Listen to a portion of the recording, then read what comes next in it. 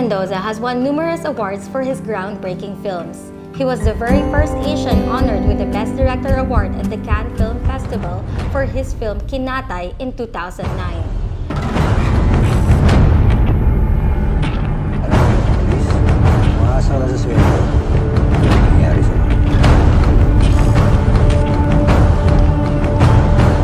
Regarded by the world's top film critics as an ultra-neo-realist, his film Marosa once broke boundaries when Jacqueline Jose won the Best Actress Award in the 69th Cannes Film Festival.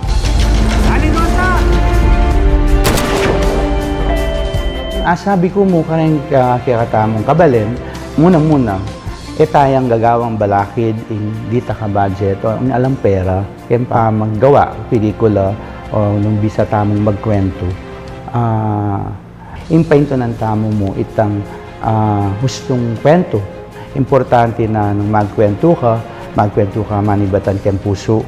At etamo marine, ikwento yung kaya tamong pamagkamali, kasi kaya biya ita kang biya. Alimamo itang masanting abage, nung itang bage, mo naman masanting akakit. Kasi nakalabas yung bata, importante yung bata. Yan dyan, tapos mag-react ka konti lang dito. Pinapatama kasi namin. Okay. While he has garnered numerous honors and accolades abroad, Director Mendoza remains close to his Kapampangan roots.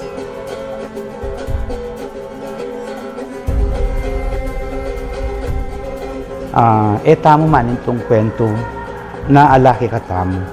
Manintong tamong kwento na at yung puso tamo, manintong tamong kwento na nararamdaman tayo naman. Mo bilang Kapampangan, ng bilang Pilipino.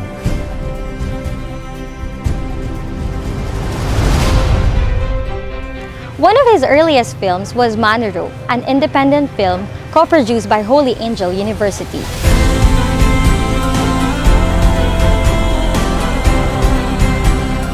Kako kaya niya, bala mo, tribute kay ni Karela. Kasi karen minority, kalupa da rin grupo da, den tribu da, midi dyan pansin kay lipunan, With a film like this, Manuro, ski makanano, di dyan talang respeto, mo bilang tribu, hindi bilang tao. Even then, his films received recognition, and Manuro was cited in the Cine Manila International Film Festival in 2006, with Director Mendoza winning the Lino Broca and Best Director Awards in the Digital Local category.